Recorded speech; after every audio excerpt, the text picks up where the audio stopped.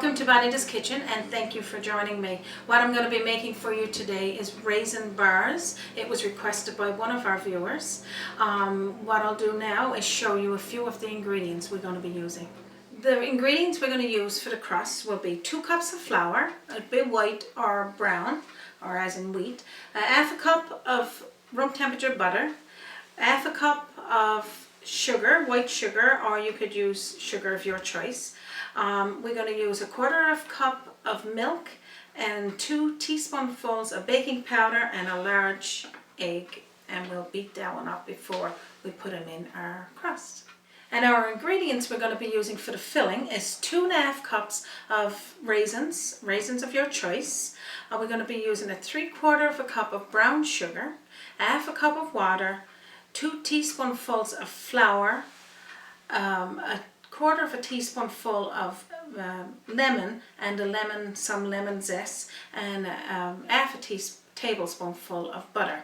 So what we'll do now, we'll start with our crust, and I'll get that incorporated and we'll show you what happens after that. Okay, so what we're going to start with first, we're going to have our room temperature butter and sugar, and we're going to mix this together. And you just mix it until it starts to cream. It don't have to be all the ways cream, because like you said, you're going to be adding all of the ingredients in, and then we're going to mix it all into almost like a crumble. Okay, so I'm just going to break open 1 large egg, and we'll have this one blended because we want to mix this together so we can add it into our butter and sugar. So we're going to mix this in there, and again, you don't have to have it where it's totally creamed together. We just want to blend it so it's starting to incorporate together like this, and that's good. Okay, we're going to add our baking powder to our flour, and what we're going to do, we're going to alternate sieving the flour into our wet ingredients and our milk opposite times. So we'll just sieve part of the flour into this mixture, as so. Just go like this until that's done. I'm just going to put it off to the side. So we're going to mix this together, and now we're just going to take a small bit of the milk and mix in there as well. So again, we're doing alternating dry ingredients and the milk. And now we're going to sift in the rest of our dry ingredients into our bowl. And like you said, again, this is just to incorporate all of your dry ingredients together, and we're going to alternate it with the milk. And mix all of this together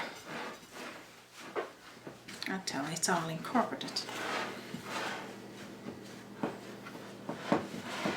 And this pretty much is not going to be totally wet. It's going to be a little crumbly because you're going to make a crust base.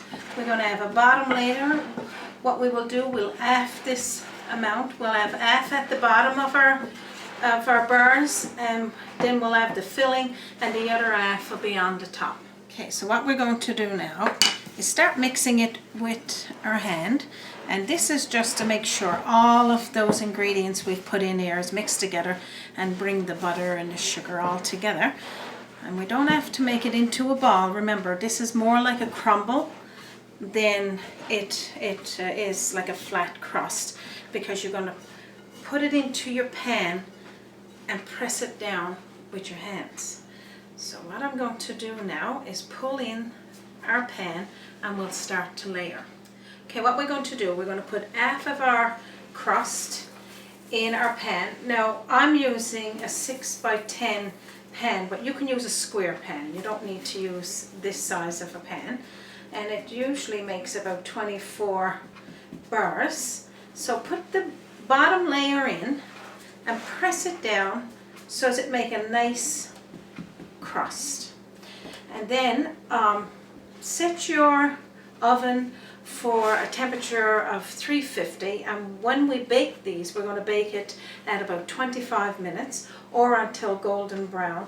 I got my pan lined it with parchment paper, and this kind of helps it from burning to your pan, sometimes cookies, depending on your oven. What we'll do now, we'll set this to the side. We don't need to do anything else with it. We're going to go to our stove top and we're going to start our filling. Okay, so what we're going to be doing now is making our filling. We're going to be using 2.5 cups of raisins, and I guess raisins of your choice. We're going to be using 3/4 of a cup of brown sugar, and we're going to be using 1/2 cup of water. So all of that combined with 2 tablespoonfuls of flour. You say, why add all that in together? You want to let it work down? No, this is fine, because what we're doing here, we're starting a nice base. We want for this to start to melt and work together and become nice and creamy. So I'll show you now. Okay, as you can see, it's all incorporated in there with the flour, and this will help. The flour helps to thicken it, but I want the water to help boil the raisins and make it nice and creamy. So we're going to let this boil for about 5 minutes, stirring occasionally. Okay, so we're going to be using about 1/4 teaspoonful of lemon, and then I'm going to be taking off some lemon zest. So like I said, you use your discretion. Sorry about the tapping. So you don't need very much of that. And we're going to be using 1/2 teaspoonful of butter. And this is just to help bring it all together and make it nice and creamy. So this is just about done there now, our filling. So we'll take it over to our crust and start layering. Alright, so now we're going to be putting our filling into our crust. Of course, our crust is all ready to go, and our filling is nice and creamy. So let's start pouring.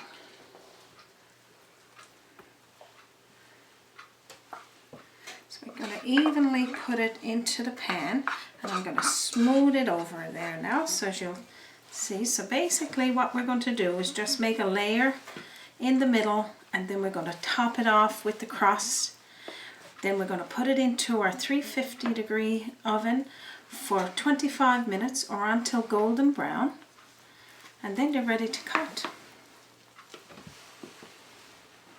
Okay, so now we got our raisins layered. Now we're going to be putting the topping on the last layer, which is our crust, to the top. And what we're going to be doing with this is just flaking it over. We're not going to press this, because this is kind of going to have a nice texture to the top. These raisin bars, you could make 24, or if you want to make them actually shaped like a bar, long pieces, you could make 12. But you know, you only want them bite size. You don't really want them. They're not too sweet. The brown sugar makes a nice flavor, and the lemon gives it a zest, so you will enjoy that. And again, this recipe was brought to me by a viewer that was watching our show and asked to do this one. So it's all ready to go in the oven, and again 350 degrees.